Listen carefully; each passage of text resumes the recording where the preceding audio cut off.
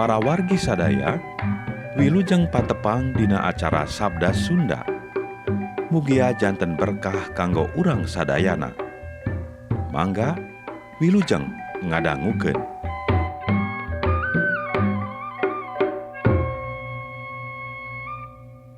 Injil Yesus Kristus numutkeun Santo Markus. Yesus jeung murid-murid geus dareukeut ka Yerusalem.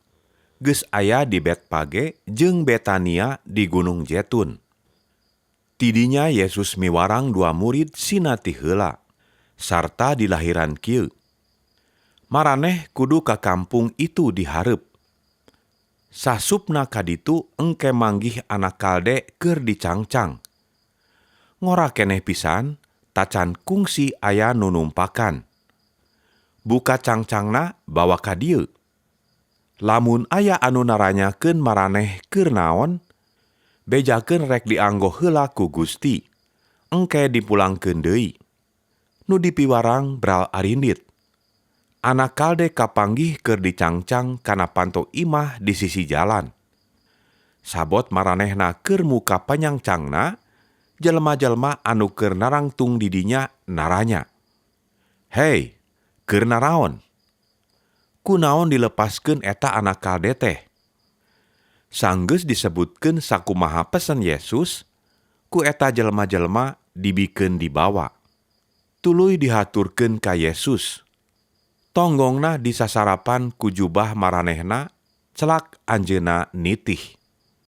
Jelema-jelema loba anu ngalamparkeun jubahna di jalan.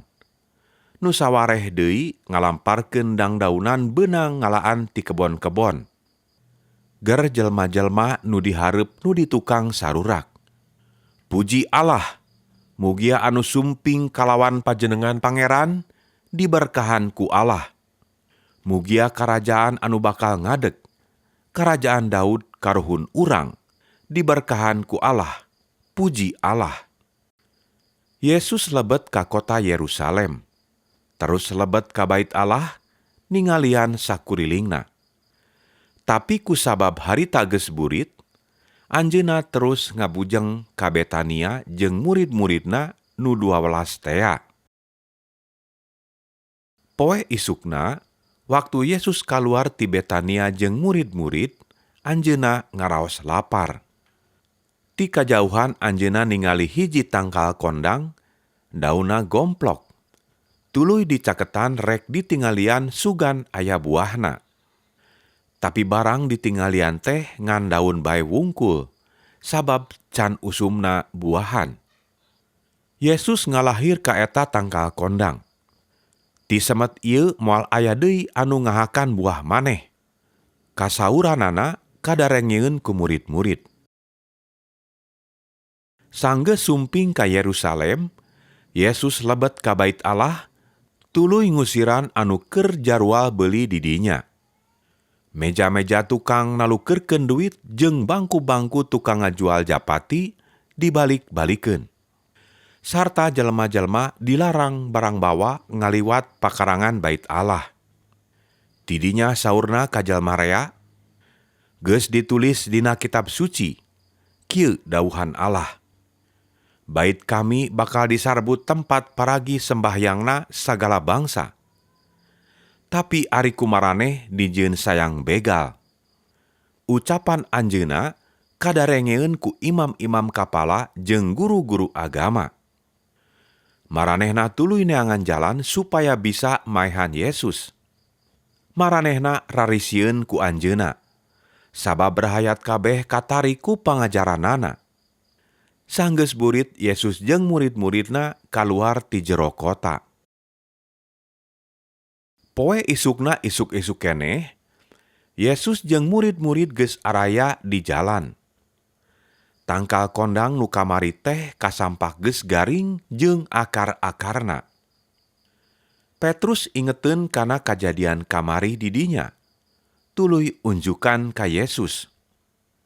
Tingali, tangkal kondang anu kamari disapa ku Bapa teh parantos paeh. Waler Yesus, nu matak kudu percaya ka Allah. Kami ngabejaan. Saha bae ge bisa nitah ka ieu pasir, sina ngajungjung terus ngunculungkeun maneh ka laut. Tangtu kajadian. Tapi ulah cangcaya. Kudu percaya nya dina hate, yen omonganana bakal kajadian. Kusabab eta kami ngabejaan. Lamun maraneh nanadajeng aya anu dipenta, kudu percaya yen pamenta maraneh saknyana geus dikabul. Mentah naon ge tangtu dibere. Jeung lamun maraneh sembahyang, tapi boga katengeunah ka batur. Hampura heula eta batur teh, supaya kasalahan maraneh oge dihampura ku Rama nu di sawarga. Lamun maraneh henteu ngahampura batur, kasalahan maraneh oge moal dihampura ku Rama nu di sawarga. Sanggeus sumping ka Yerusalem deui, sabot Yesus angkat-angkatan di jero bait Allah, daratang imam-imam kapala, guru-guru agama jeung para kokolot. Tuluy naranya ka anjeunna. Naon dasarna anjeun migawe kitu? Meunang hakitu ti saha? Waler Yesus. Kaula gerek nanya ka aranjeun saperkara. Lamun kajawab, kakara pertanyaan aranjeun perkara hak kaula dijawab. Ari Yohanes kagungan hak ngabaptis, ti saha? Ti Allah atawa ti manusa? Maranehna jadi patanya-tanya jeung pada batur. Kudu kumaha jawabna? Lamun dijawab ti Allah, tangtu ceuk manehna. Kunaon atuh aranjeun teu percaya ka Yohanes? Lamun dijawab ti manusa, matak susah ka urang. Maranehna sarieun ku rahayat ari ngajawab ti manusa mah. Sabab rahayat mah nganggapna ka Yohanes teh nabi. Tungtungna ngajawabna teh duka teuing. Saur Yesus, ari kitu mah kaula ge moal ngabejakeun make hak naon kaula migawe kieu. Sakitu dawuhan Gusti Allah.